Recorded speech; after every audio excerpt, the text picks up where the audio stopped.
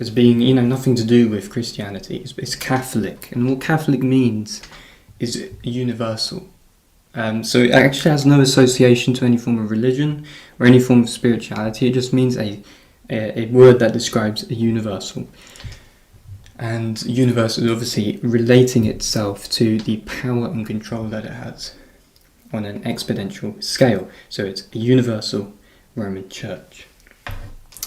And the reason why we can question with this relation of the Sol Invictus as questioning the Vatican or questioning the Roman Catholic Church as ever being any form of Christian background is by saying, well, look,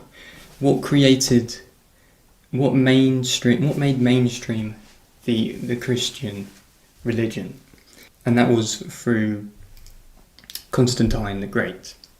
And so Constantine was supposedly this individual who really liked Christianity, but I personally think he was a bit of a trickster. He didn't really like Christianity, but he used it to create more popularism for his existence in a political sense. So, you have the story of him being associated to him in this kind of religious, biblical sense, seeing Jesus Christ or seeing the cross in the sky during a war or battle he was involved in.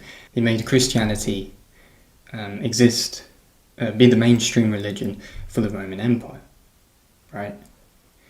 But I personally think that there was no ounce of Christianity within this guy. He was obviously just doing it to manipulate and propagate as much attention he could to win over the Roman Empire into a new form of control and dominion. But what he then did from doing that was make the new capital, I think, which was Constantinople, and then he made mainstream the Christian religion within the Roman Empire, and then the Roman Empire fell because it kind of went to shit a little bit after that.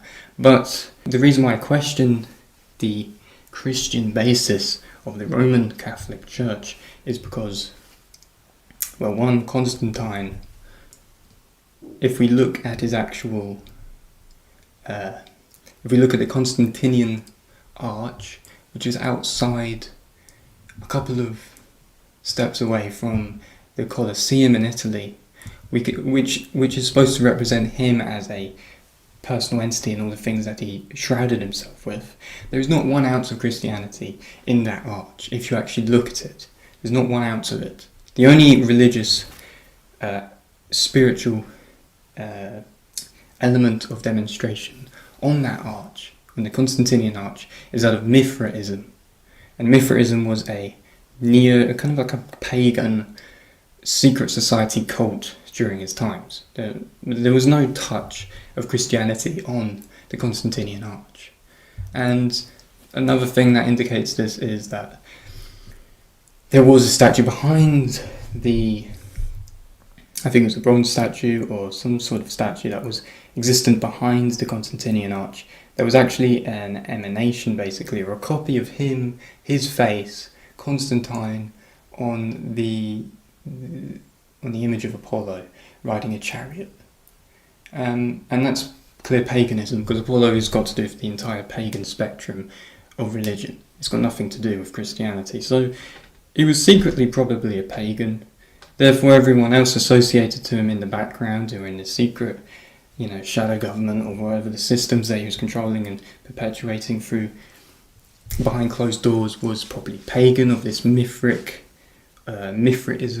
circle. Therefore, why would it continue on to be anything of Christianity down here? And obviously, well, it isn't, because Sol Invictus has got nothing to do with Christianity. It's got to do with the sun, the unconquered sun, and that unconquered sun is related to, in association to, a pagan view of religion, such as maybe something like Apollo or anything like this, or Mithraism. So that's one way in which probably you can doubt the existence of the Catholic Roman Church as ever, or the Vatican that's incorporated into it, ever being associated to something like Christianity. It's not Christian at all, it's probably pagan. So just to perpetuate this point even more, the most extreme form of elite-based civil Roman law is what is called papal or canon law, which defines the Church of Rome as the only legitimate authority on earth to which all other laws, people and governments are subordinate. Canon law is self-governing and completely unaccountable, as I was saying, to anything but itself. Behind its front of Christian rhetoric, Roman Catholicism is a neo-pagan cult based upon late 3rd century Roman emperor worship, based on a Roman emperor worship system called the Sol Invictus, in which one sovereign entity, which would be God and Master, which is the Deus et Dominus, can't speak these other languages, rules heaven and earth, specifically the Pope. So the Pope is the only thing in association to this. This tyrannical cult has not surprisingly caused more warfare, genocide, conquest, and murder than any power in human history, and continues to constitute the single greatest threat to common law and human liberty.